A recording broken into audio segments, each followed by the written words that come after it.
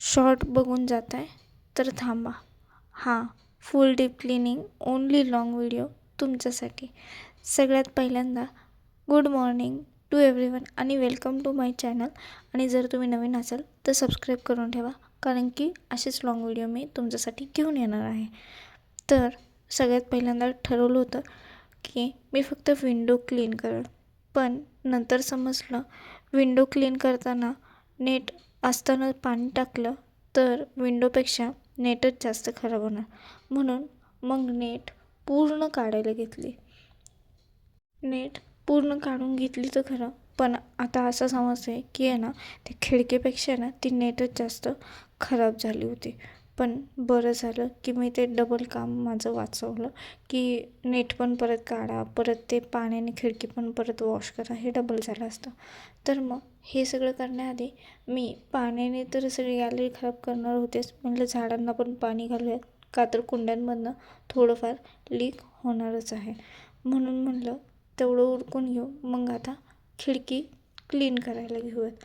तर धुराळा तर खूप होता, जसं की आधी बघितलं डस्ट खूप होती, म्हटलं ती डस्ट खूप उडणार, म्हणून मग खिडकी बंद करून पाणी टाकायला घेतलं. थोडंसं पाणी टाकल्याने का होईना ती डस्टवरनं खाली सगळी घसरून आली होती, त्यामुळे जास्त उडणार तर नव्हते. मग असा एक ओला कपडा घेऊन पूर्ण खिडकी व्यवस्थित पुसून घेतली, विंडोज पण क्लीन करून घेतल्या. आणि आता वेळ होती कट्टा वगैरे हे सगळं साफ करायचे. तर कट्टा वगैरे साफ करायचं होतं एक्सेप्ट आहे, पण हे जे धुतलेले कपडे होते ना ते खराब होण्यापेक्षा साईडला केले आणि मग कट्टा वगैरे पुसून घेतला. ऑलरेडी 1-2 कपडे खराब झाले, मग अजून मी कपडे काढले फरशी पुसायसाठी आणि ते भिंत पुसण्यासाठी.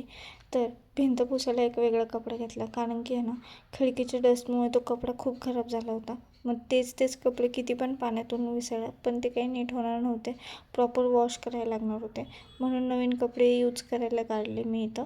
तर थोडंफार इथं पाणी वगैरे जे झालं होतं ना, तर ते मी आधी काढून घेत होते, कारण की नंतर परत साईडचं कोणी आलं ना मग ते परत इकडे चिखल होणार. म्हणून मी हे सगळं आवरून घेतलं.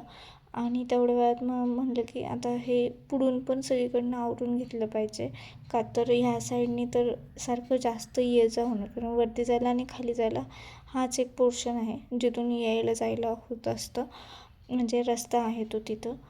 आणि त्यानंतर मग एवढं सगळं आवरल्यानंतर कपडे पण धुवून घेतले. म्हणलं आता लागले हाती पटापट ते पण सगळे कपडे धुवून टाकले.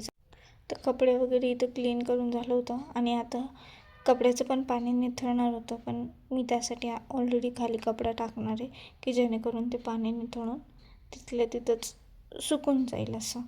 कारण की ते परत उचलून 10 वेळा तेच रिटर्न करण्यापेक्षा आहे ना, ते काहीतरी त्याला सोल्युशन काढलेलं बरं आहे.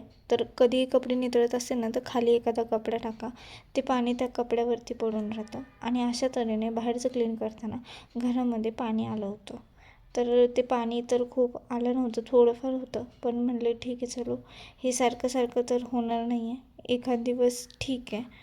आणि आपण काय रोज एवढं डीप क्लिनिंग करायला जाणार नाही, कारण की होतच नाही तेवढं. रोजच्या रोज एवढं डीप क्लिनिंग करत बसलं ना तर अख्खं घर डायमंडसारखं चमकल. आणि मी आता इथं खिडकी पण वॉश करून घेते. हँडवॉश लिक्विड घेतले. हँडवॉशच्या लिक्विडने ना खिडकी चांगली निघते, कारण की ज्यांच्याकडं विंडोजवरती किंवा काचेवरती आहे ना डिझाईन असेल ना, तर त्यांनी हे एकदा ट्रिक यूज करून बघा. एक कॉटनचा कपडा घ्या आणि हँडवॉश घ्या, आणि हलक्या हाताने जरी पुसलं ना तरी खूप असं म्हणजे डस्ट आहे ना हँडवॉशमुळं एका साईडला जाते. आणि खिडक्यांमधली जी घाण असते ना फटींमधली, तीसुद्धा खूप चांगल्या रीतीने निघून जाते. का नाही तिथे ते पेपरनी घ्या, कुठे ती छोटी किरसूनी घ्या, अजिबात नाही. डायरेक्ट कपडा घ्यायचा ओला करून हँडवॉशचा आणि त्या फटीमधनं पुसून घ्यायचं ते. तर ही एक म्हणजे असं यूजफुल वाटतं मला, की मी तर ही ट्रिक यूज करते. अशा तऱ्हेने पूर्ण विंडो माझी इथं क्लीन झालेली आहे. विंडो क्लीन झाली म्हणता म्हणता आता मला खालची फरशी क्लीन करायची वेळ आली आहे. तर खालची फरशी मी क्लीन करून घेते, पण त्याआधी आठवलं झाडू पण मारला पाहिजे. तर मी फटाफट झाडू मारून घेतला आणि इथं फरशी पुसायला.